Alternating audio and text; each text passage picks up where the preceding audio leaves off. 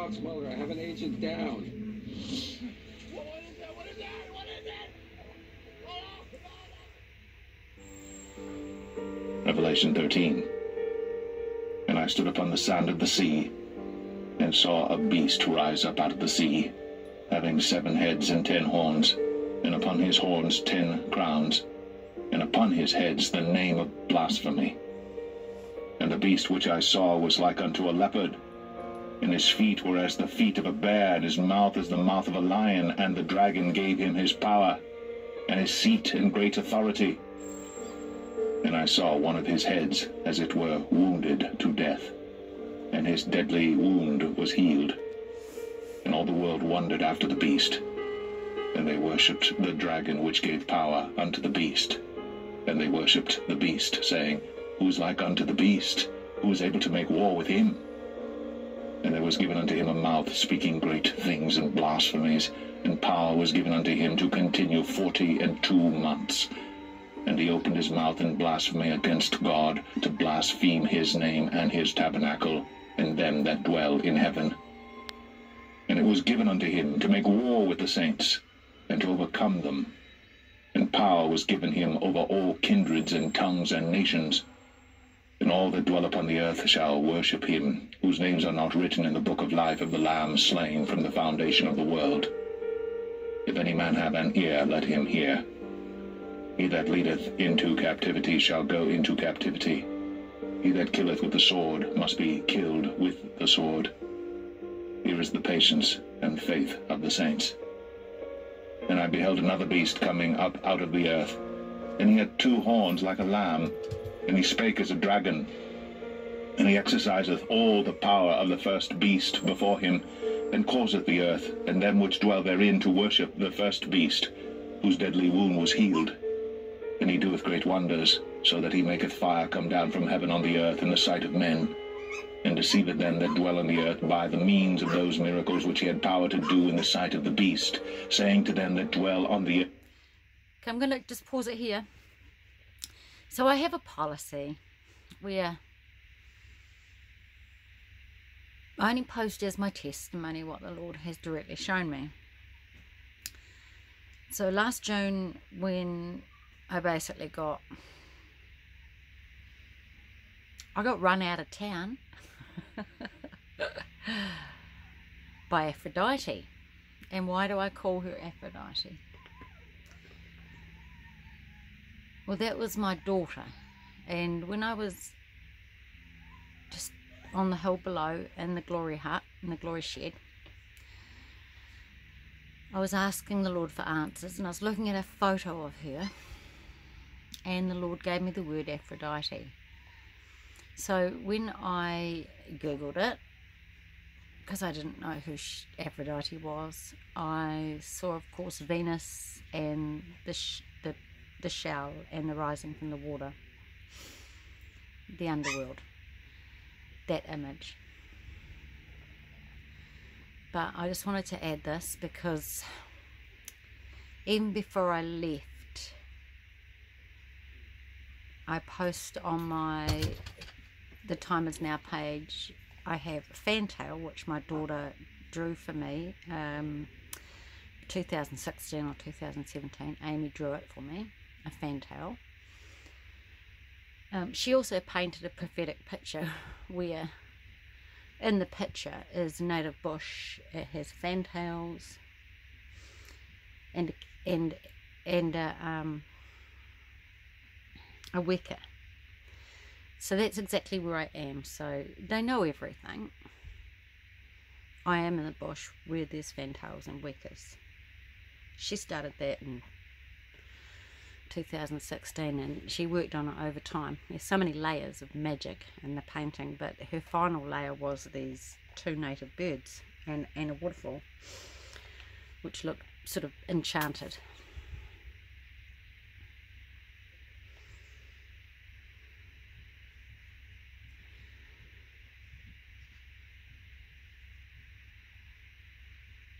So I have these on my Time Is Now page, on my photo profile picture, And I haven't got all the answers. I understand the sting. I understand that in my testimony, just like I have a hearing problem from Meniere's disease, and the Lord God has told me that I am his ears in the body, in his body of Christ, that he is building his church. In my testimony, my story, before I got saved, I was stung by a bee. And because I was so young and very easily influenced, fear come upon me, because when I went to the doctors, because I swelled up terribly, I overheard the doctor say that I needed to get to a hospital within an hour or I would die from a bee sting. So I had a horrific fear of anything like a bee, and many different types. And then just before Christmas, I had a man, I looked out the gold mine, and we had bees here. They arrived in the beginning of the summer, and I saw these men. It was at the same time, it must have been after Christmas, and I thought, wow, look at all these men, those men around that truck in those white overalls. And I thought, that's a strange gear, it's a strange get up. And I just went back inside the caravan, and then about half an hour later a man walked up, and he was actually, the white clothing was the bee keepers' coveralls, and they were having problems with bees here. This is in January. They got angry, they got furious. The weather was fine. I can't understand what was happening, and I'm sure they can't explain it either. But when he came up, he brought all the bees with him, and I shooed him away, and I shut the caravan door and got the dogs in here. And even when I was, the bees were so bad that I didn't see it, but apparently at the gate there's like massive boulders. It was like a bee beard. You know how the bees can sit like a beard on someone's face? Well, they were hanging off these boulders like that. And the dock workers, I think the dock workers had noticed them when they were putting out the 1080, which is just another story again. So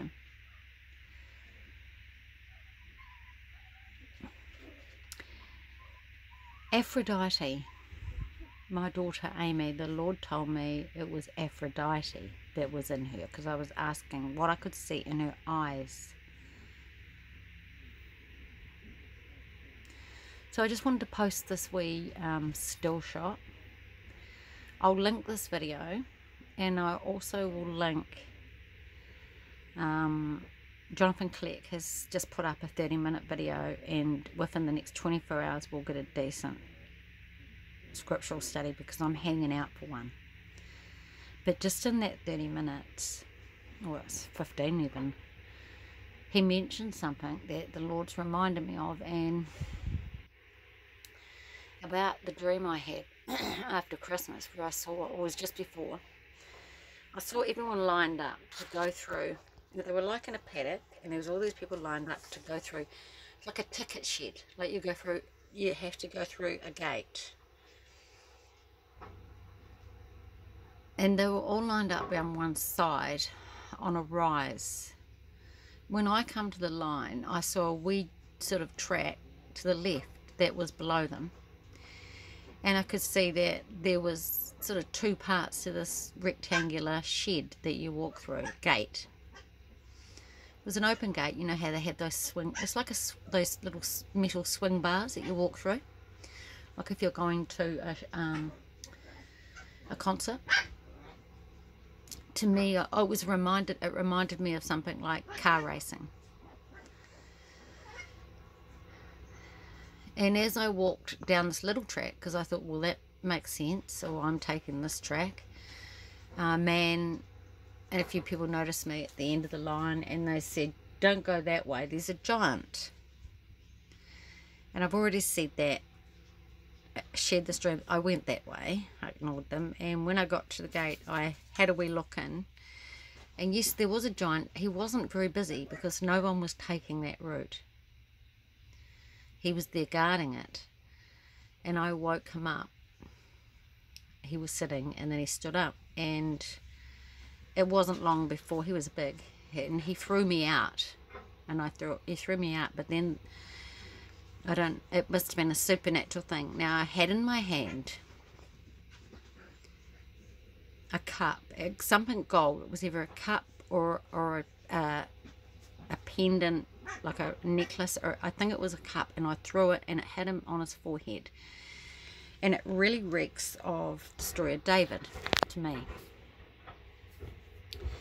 But when I wasn't there for that short time before he threw me out, because of course I could pass, because I threw it and he fell, and I could get through. I've got past my giant.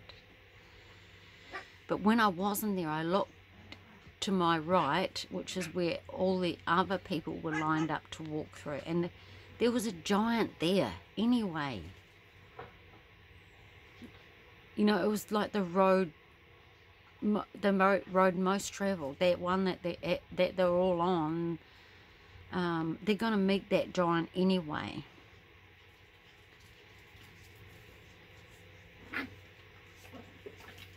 They think they're avoiding something. And then on the flip side of that, I examined my heart, and I felt there's a very deep conviction from what, if you listen to what Kleck is saying on the story of David, please listen to it. And just that, you know, like I have, as a Christian, fallen into sin, and I have confessed my sins before men. To the point where I would be honest, I would be really surprised if many people had the courage to do it, and it was only in God's strength that I've done it. You know, your dirty little secrets for the world to hear, and I've done that. I have truly repented, but as Kleck says, the consequences roll on. And I love his little into the tool shed, sort of getting a spanking analogy. I love it. And you can see the father-son relationship he has, and I have that as well. But I just love that little, it's only a short clip, but please watch it. So there's two sides to this, and I'm always saying, you know, your enemy is in your own house. And yes, I have been sought out by my family, and they are, you know, Satan's voice over and over again. And my petition in my heart is to see them are gathered. I want them with me. I want them by my side. And as a Joseph, my expectation is that I'm preparing a way for them and whomever else the Lord gives me. But on the flip side of that, I made mistakes. I have sinned. I have fallen short through my Christian walk. I have not always kept short accounts. I have cowered with fear. I have done some really good things, and I know that the Lord gave me the strength to do as well, but He allowed me to go my own way. And He brought things come upon me. The trials come to bring me into His corner, but they are consequences that roll on because of the sin. I don't know how long it takes to get even on this thing with the Lord. But I just pray to God for God's mercy, because I don't want to be the reason why my children suffer. And that's my heart. And I know that God's a good God, and He knows that that's my heart. But please, you know, like, as it's true, you know, your family will, your own household will be your enemy. it is also true that there are consequences for your lack of faith, your love of this world. And we all have loved this world. And we die every day for Christ. So please pray. There's not, none of us have all fallen short. Don't look to man, look to God.